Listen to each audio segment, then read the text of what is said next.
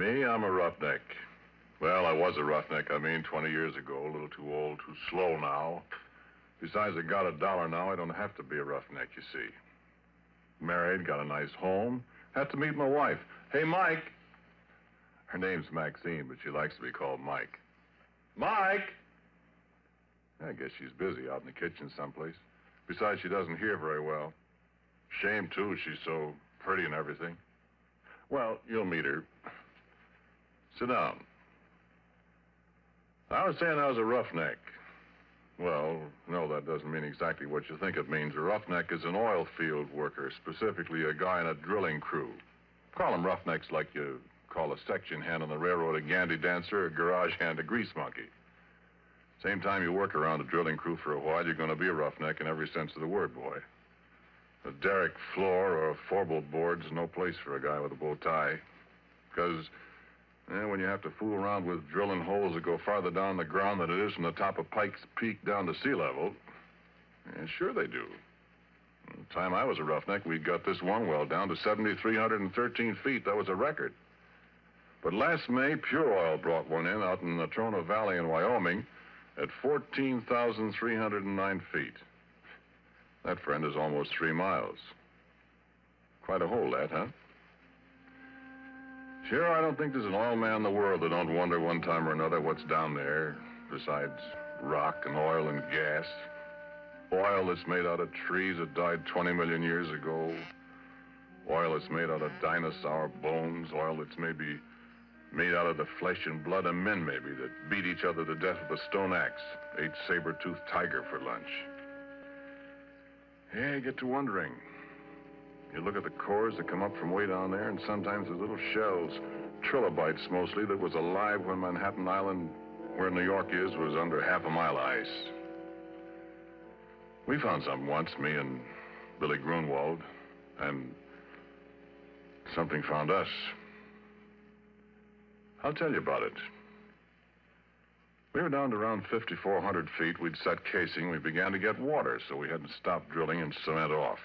Well, you see, when water begins to seep in the hole, you pull your drill pipe, then you let down a cementing shoe inside the casing, and you plug up the bottom of the hole, casing and all, with quick hardening waterproof cement.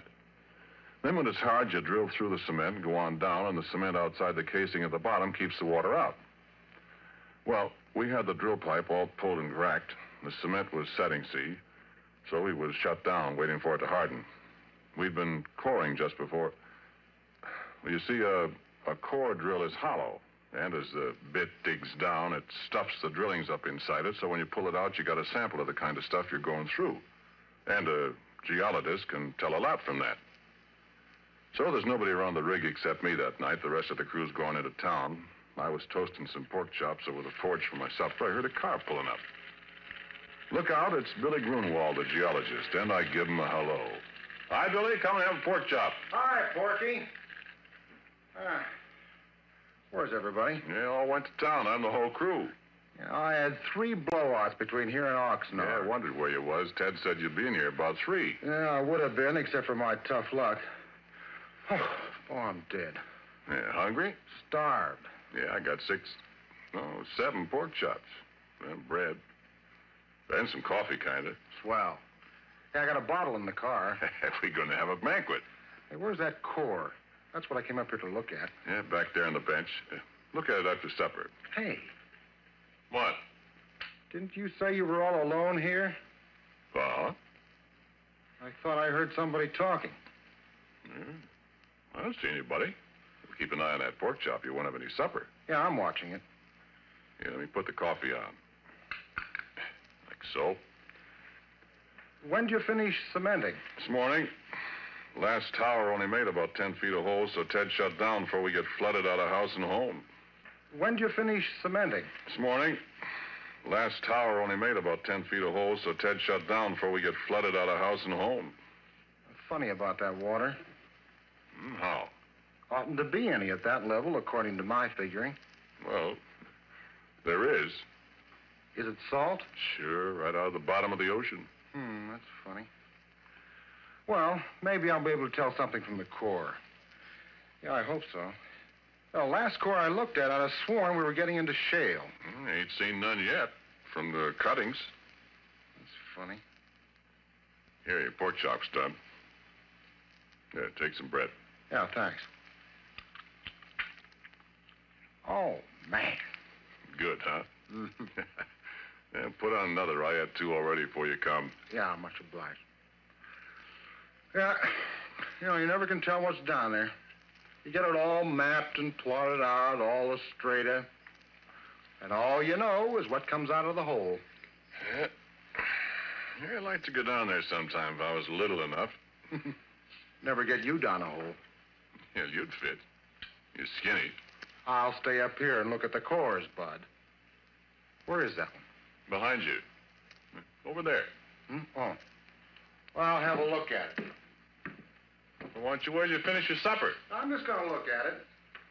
Put on another pork chop for me. Okay.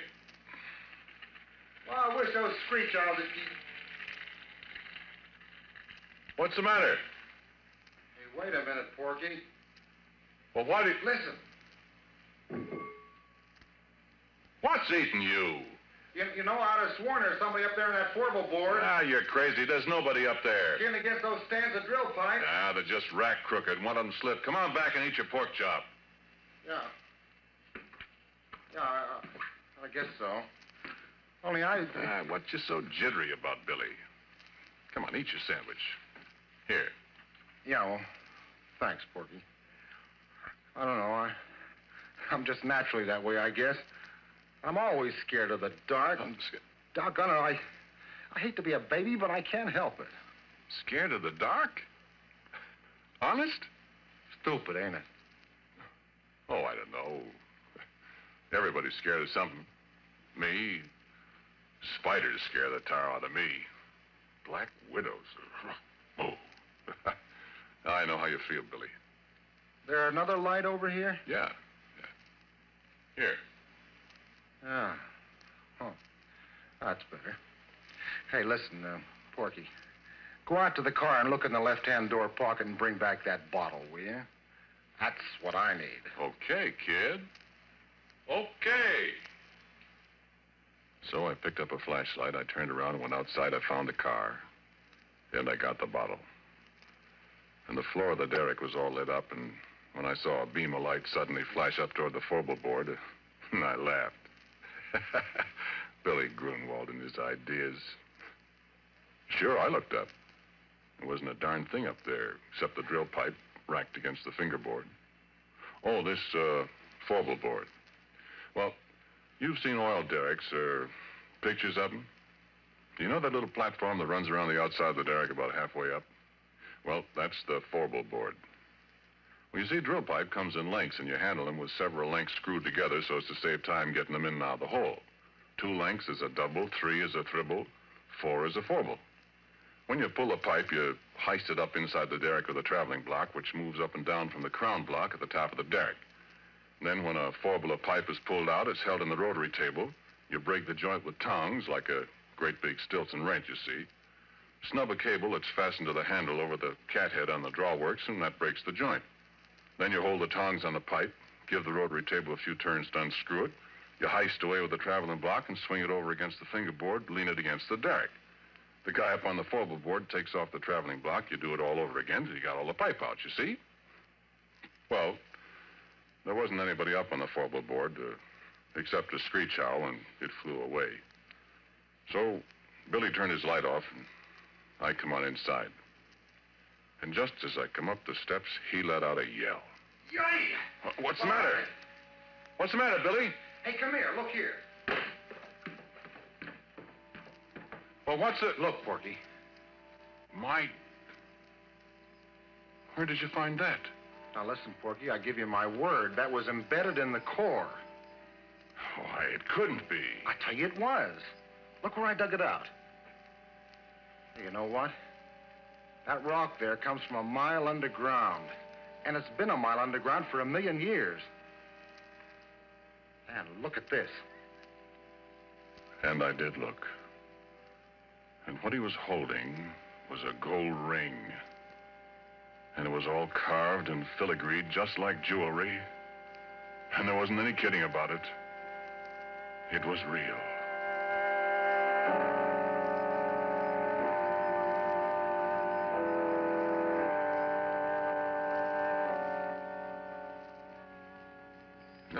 wait a minute. Hang on, I ain't done. I poked at the core of rock that looked like a kind of petrified salami or something. And then it was my turn to pretty near jump out of my pants. Because right alongside the place where Billy dug out the ring, there was a mud-covered, but very unmistakable finger. I picked it up, and it was cold, and it was heavy, and it was solid rock. At least it felt like solid rock. And I looked at Billy, and Billy looked at me. He started to rub the mud off this here stone finger. And as he rubbed it, it begun to disappear. No, he could still feel it, he said, but when the mud was gone, neither one of us could see it. And he dropped it to the derrick floor. It went clunk, and we couldn't find it any place. So you know what we done? Well, we took that bottle and we took and finished it, Billy and me. We finished it in one slug apiece, and it was a full pint of bathtub gin. It tasted just like so much well water to me.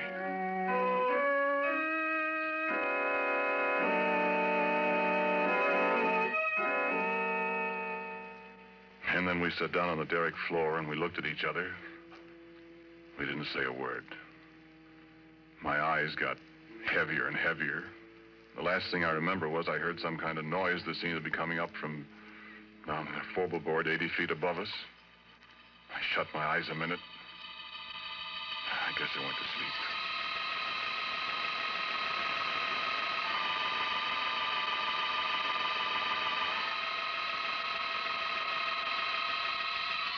And I had awful dreams. Black widow, spiders crawling all over me with gold rings on their legs. Things I could hear, but I couldn't see, up on the Fourbleboard. Billy Grunwald climbing up the ladder outside the derrick in the moonlight. Faces looking at me, and I couldn't figure out who they were. Then I was waked up by a horrible scream. It crashed alongside me that shook the whole derrick. I opened my eyes to see Billy Grunwald lying on the floor 2 feet away with a broken neck.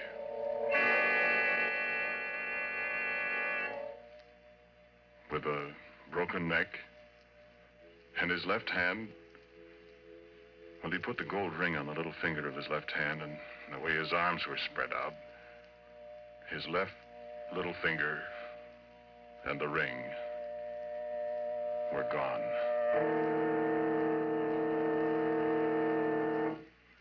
Well, friend, I got out of there. I run down to where Billy had left his car, and I got in. I stepped on the starter, and I couldn't get it to go, and then I remembered after I pretty near run down the battery that Billy had taken a key. I wasn't going up there and go through a dead man's clothes to get it. So I sat there in the car and shivered all by myself till daylight.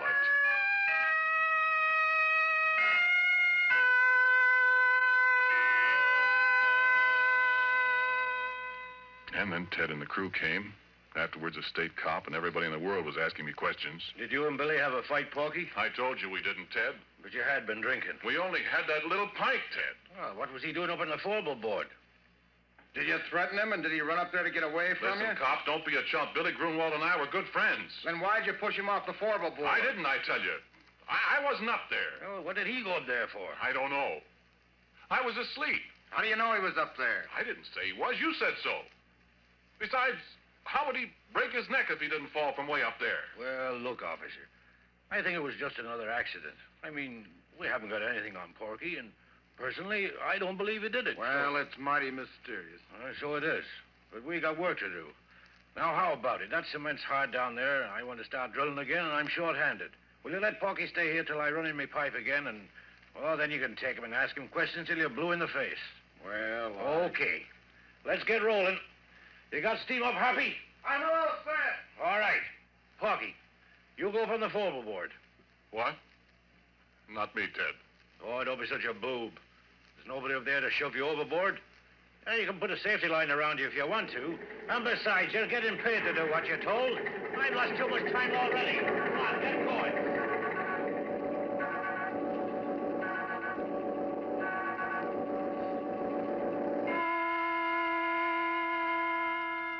So, okay, I go up on the Fourbleboard. And you can bet I took a good gander around before I did anything else. No, I couldn't see a thing. So I signaled to the driller to let down the traveling block, and he did. Came sailing down from up above. I was just reaching for it to pick up the first four-bullet drill pipe. Gave a big jerk, and the cable broke. It dropped and nearly pulled me off the Fourbleboard. And it landed right on top of Ted. And if you have any idea what a guy looks like after 2 tons of metal land on him from 80 feet up, yeah, you keep your ideas to yourself.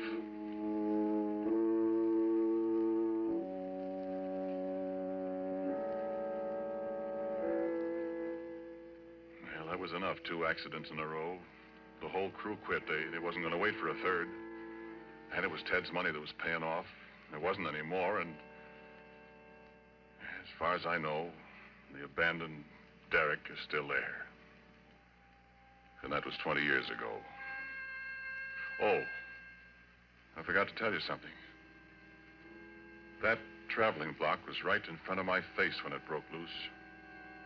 It was hanging by steel cable, 3/4-inch steel cable. And I saw that cable break right before my eyes. Looked just like a piece of string when you snap it between your fingers. I could almost see the fingers. You know what? There was something up there on the Fourbleboard with me.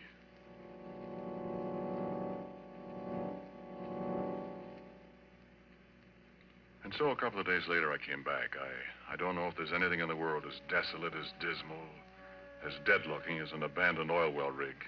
There it stands like a skeleton off on a deserted side road and the bare yellow hills surrounding it, and it's the deadest thing you ever saw. I sat in my car for a long time looking at it. Everything was just the way we'd left it. I looked in at the floor. The smashed traveling block was there alongside the rotary table. There was a little mutter of steam from the boiler. That was all. Then I heard a tinkle of something as it hit the ground alongside me. I looked around. There wasn't a soul in sight. But at my feet was the gold ring that Billy Grunwald and I had found in the core of rock that came from a mile underground and from 1,000,000 years ago in time.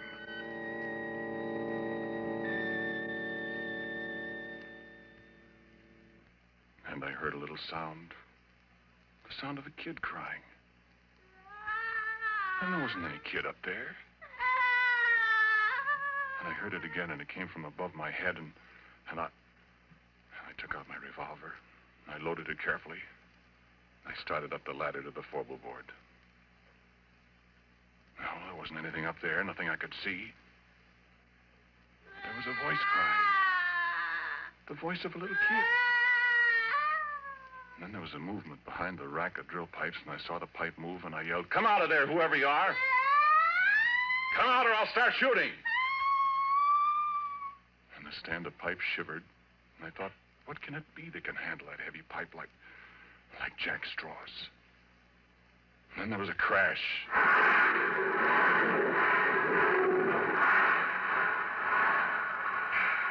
The whole stand of pipe fell over, and I just got out of the way in time. And I was alone on the Fourbleboard with the thing. But I couldn't see it. I felt the platform tremble under my feet again as something moved toward me. I fired 2 or 3 shots. And nothing happened. I started backwards. I knew it was following me because I could hear it meowing like a cat. My feet tripped over something. I saw it was a big can of red lead that somebody had left up there. Without thinking, I picked it up and I threw it at the sound, and it splashed. And there it was. And I wish the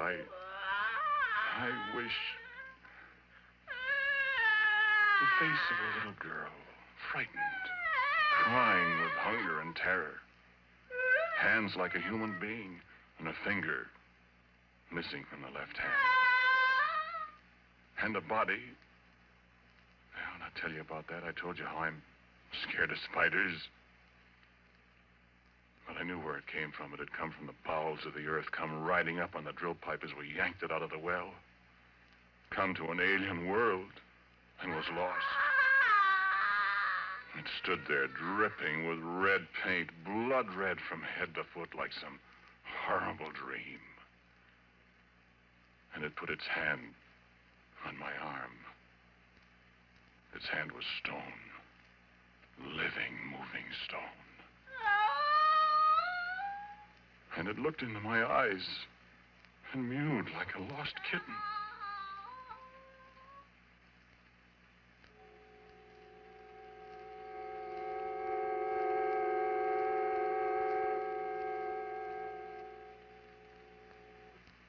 "20 years ago, I discovered many things about it, what it used for food, that it was deaf, that it was invisible and couldn't see people when it was invisible, that if you sprayed it with mud or paint or grease paint, makeup, then it could see people. And believe me, I didn't want to see its body. I can see that in my nightmares. But its face, I can't help wanting to see that pathetic little girl face. I'm afraid maybe I've fallen. But it's very beautiful. And when it's well made up, it's... But making it up, rubbing grease paint on a stone face that looks at you and smiles, and it makes sounds like a lost kitten yet. I can disguise the body in long dresses. She can't hear very well, and when she's hungry, I have to stay out of her way. I found out what she likes to eat, remember? No, sit still. Sit still, do. Sit still or I'll have to shoot you. I want you to meet my wife. Or rather, my wife wants to meet you. Mike?